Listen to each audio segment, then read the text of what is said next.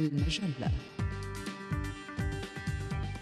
لقاء جديد وعدد جديد من المجلة وأبرز النشاطات الثقافية والفنية. نتصفح بعدد اليوم: فن التصوير مع داني غولدفيلد،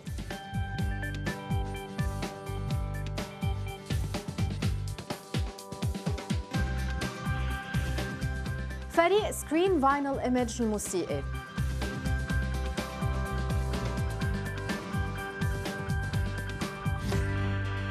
مع كل صورة يلتقطها يهدف داني غولدفيلد إلى إبراز طبيعة الحياة بنيويورك. صوره لا تقصد المباني الشاهقة والشوارع المكتظة التي تميز هذه المدينة، بل أوجه الأطفال القادمين من ثقافات وبلدان مختلفة، وحدهم، السكن بنيويورك.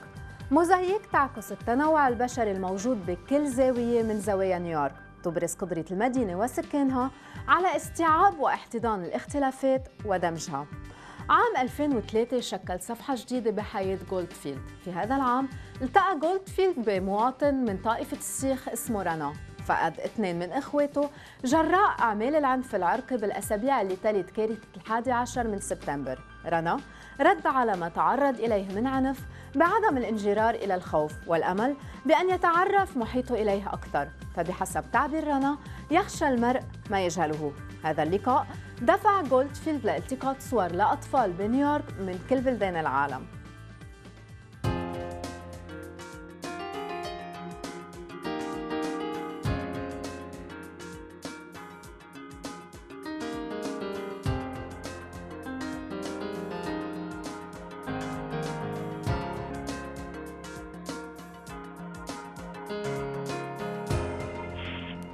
Well, I think for one thing, when people hear the idea to photograph a child from every country on earth and who lives in New York City, before they see the photos, they think of maybe the typical images that we see often of children, where it's like kind of two extremes. It'd be like the happy child that you might see on a TV commercial or in an ad, or the very unfortunate child that's in a refugee camp and you know, suffering. And I think what I like is that people see images that transcend it being images of children. They see emotions in the children that they know and they feel.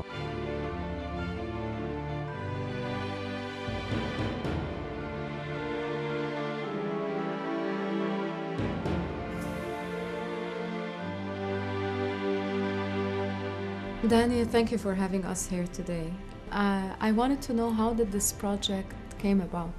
I started out by going to immigrant service organizations and cultural organizations and churches and mosques and phone card stores and restaurants, and I would go to these places and to start talking about the project and sharing the idea. I asked the family, like, where is a place that the child is most comfortable? And I would always ask for their permission. I say, you know, can I take your photo? Can I take your picture? And I'd have my camera ready. And frequently I like to ask them if they can see their reflection in the lens. And you'll get this very unique look because they're not, in that moment, they're not having their photo taken, they're actually looking at themselves. I think the reason why the pictures are compelling is that I give space for the child to be in control.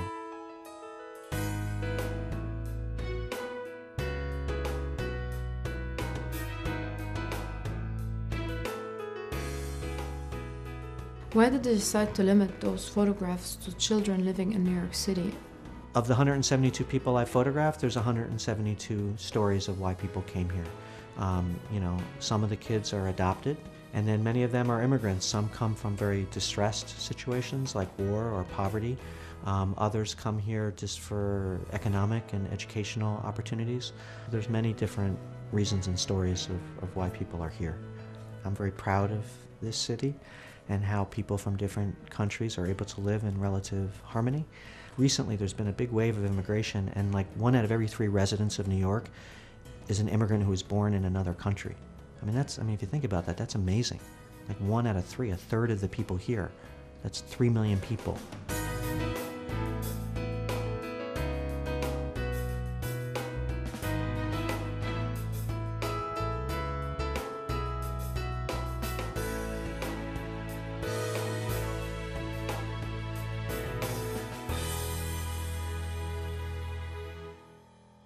This is Basim. from Iraq, and I really think the story of his family says a lot about this project. The mother was born in Iraq. The father was born in Iraq, and the mother had a first husband murdered, and it was a political murder. So she got political asylum in the United States. The father, he had left the country and studied to be a physician and had worked as a physician around the world, and his wife passed away from cancer. So the two of them met and they married, and they had two children, Bassem and his sister Sarah. And I just thought a lot about their story. I feel like, when people make a change and when they come to a place like New York, sometimes it comes from trauma, sometimes there's a loss. And I just think it's really beautiful that they were able to sort of withstand the pain of this loss and come together and create a new family and a very beautiful family. And I just find that this ability to sort of take a tragic situation and take a loss and try and find the opportunity that it presents to you.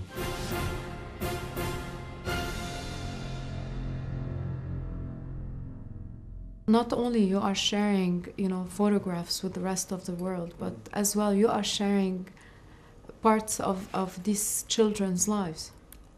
Can you share some of those stories? Can you put some life to those photographs? Sure. Early on, I did a shoot of a boy named Tumani, and he's from Mali, and he plays a djembe drum. The boy could really play. He was 2.5, and he'd already been recording with professional musicians and performing live, and his father is a musician. As I was doing the photography, he was banging on the drum, and his family comes from this lineage of people called griot.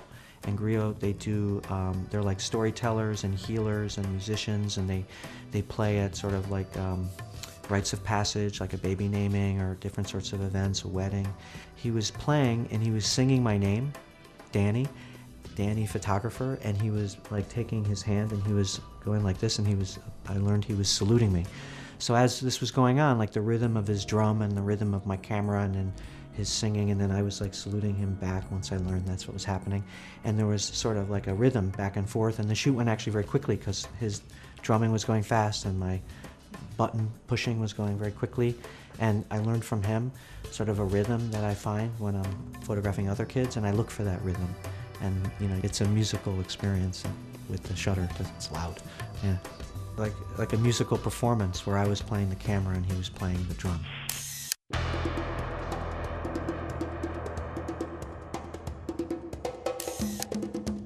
This picture, this is Sydney, and he's from Zimbabwe. And some of the kids that I photograph have challenges, like some are physically challenged, and in Sydney's case, he has autism. And I took the pictures, and it wasn't, I don't think the picture is about autism. It's about Sydney and his sort of unique character. And so, we all have obstacles. Obviously, his is an obstacle that is severe. What photographs speak to you the most? I try to go for a certain emotional intensity, very specific in terms of revealing something authentic about that person. There's a picture of Malik from Trinidad that I really like, and so the moment of this particular image where he puts his hands over his face is when he's learning that they're not going to the pool that day. And so there's something about this very authentic moment of distress that I like.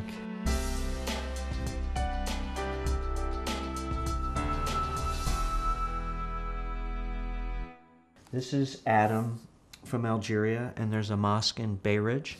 And so I was able to go on, it was like a day of study for the children.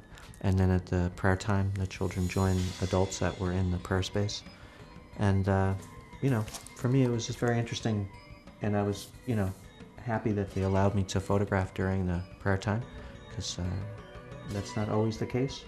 I've photographed in churches, but not all churches let me photograph. I've photographed in mosques, but not all. Just to show you, can't really generalize about anything.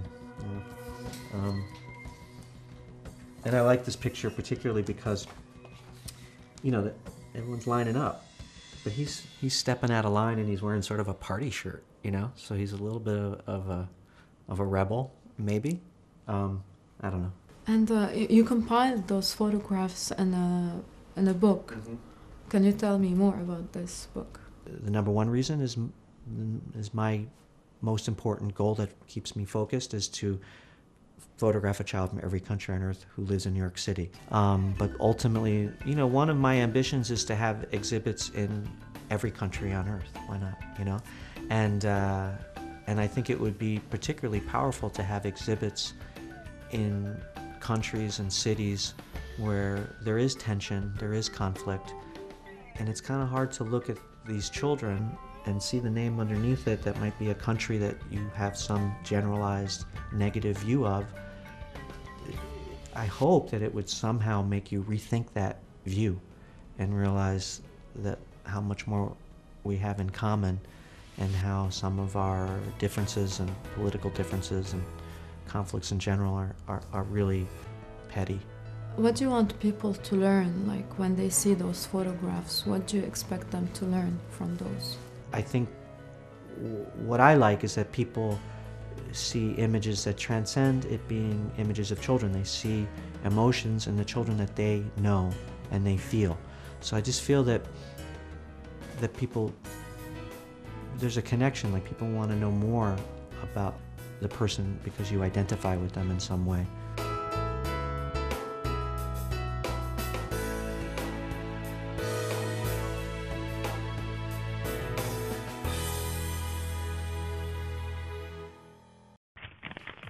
من أصل 195 بلد استطاع داني غولدفيلد أن يلتقط 172 صورة طفل، وهو ما زال يبحث عن أطفال من 23 دولة المتبقية. الشرط الأساسي ألا يتجاوز الطفل عمر 12، وطبعاً أن يسكن بنيويورك.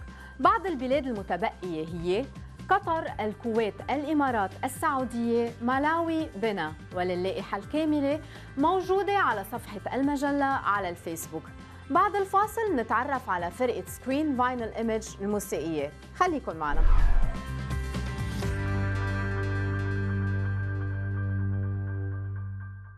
المجلة.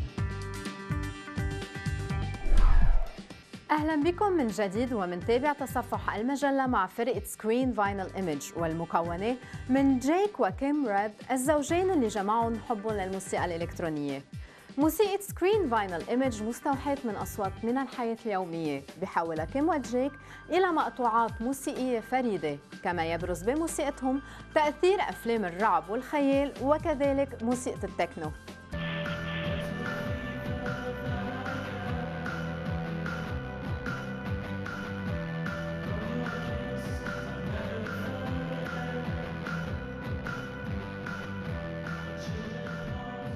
Playing music for us, it's something that we enjoy doing, and it's something that's it's a passion for us. You know, we love doing it first and foremost, and that's, you know, whether you're making any money at all or if we made no money at all, if we sold no records to anybody, we would still be in our apartment recording music and having a good time.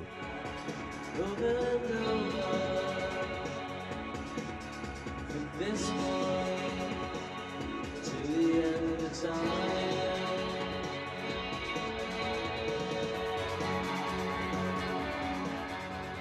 Kim, Jake, thank you for having us here today. Thanks for coming over. Who is Screen Vinyl Image? The Screen Vinyl Image is the two of us, and we're married. We've been married for 5 years, and we've been doing Screen Vinyl Image for, I guess, about 3 years. About 4 years, since about 2007. Jake and I had been demoing some songs together, and we decided just to pursue that. And so we've been just playing and writing songs ever since.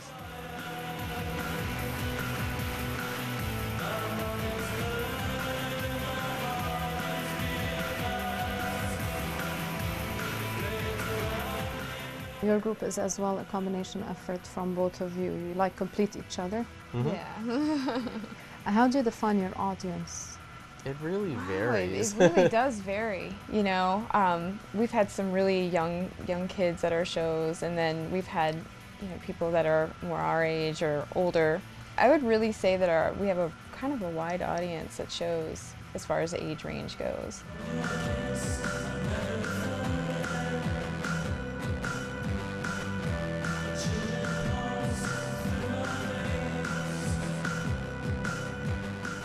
So basically very eclectic audience, just like your type of music. We do draw a lot of inspiration from film and also from television, like The Twilight Zone.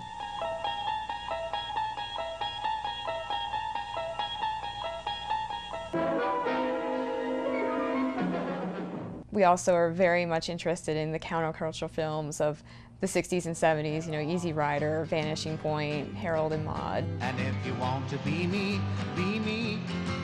And if you want to be you, be you. We always get referenced a lot to the film director, John Carpenter. And he's kind of a very integral person to Screen Vinyl Image because we like his movies a whole lot. Something unexplainable. Something unbelievable. You can't stop us, you know. Don't try. The other interesting thing about Carpenter was that back when he was making his movies, he also did the soundtracks. And he used synthesizers and drum machines. And for us, we always, you know, we really like his music and his films because they add a lot of tension or a lot of atmosphere for the shot that he's doing. But it's also kind of cool to think that he was doing all of this himself. We do all of our own visuals, like we edit all of them together and kind of found images, and you know, we'll sample, you know, maybe a portion of a television, you know, something from TV and kind of blow it up so it's very abstract. And then we'll saturate the colors and things like that. But it's kind of another part of our music. We want, you know, when you come to see a show, it's not just a bunch of people playing, getting up on stage and playing. It's like we want people to kind of experience something for, you know, 30 or 40 minutes.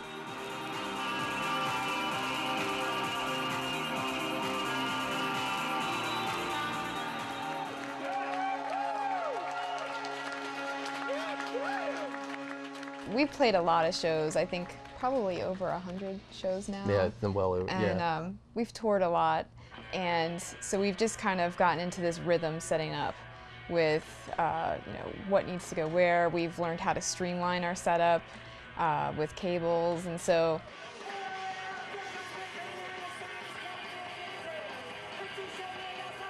we program all of our drum machines. We sample stuff into a sampler. We set the timing so that everything loops correctly. We use MIDI so that the electronics all talk to each other. And we do make our own samples, I just want to mention. Yeah, We'll create our own samples, and we've sampled a lot of different things, but we always create our own like unique samples that we use and beats. And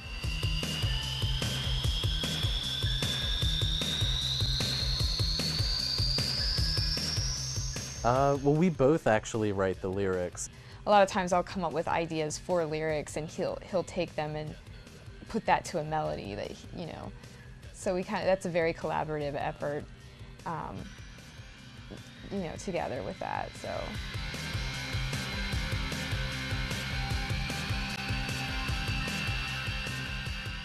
Can you tell me a bit more about the difficulties you encounter? It is a lot of hard work. Besides even making the music, and you know, there's of course, you know, trying to market yourself, which is maybe not the most fun thing to do, but you know, just trying to get your music out there and heard, you know, it's just a really difficult time. I think that's really important for people to realize is, you know, don't try and go into music thinking you're going to be the next big rock star and you're going to be able to quit your job and, you know, tour the world. I mean, the interesting thing about having a day job is, you know, you work 8 hours a day, but at the same time, it's like it kind of pushes you a little bit further to come home and say, man, I just had a really rough day. It's nice to be able to pick up a guitar or a synth and kick back a little bit, so.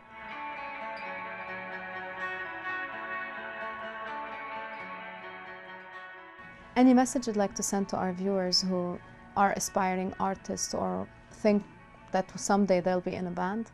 Really, the first thing is you should enjoy it, and you should really, you know, play the music that you want and don't let other outside influences, push you to do things that you don't want to do. Music that maybe you don't like, but seems like it might be more popular.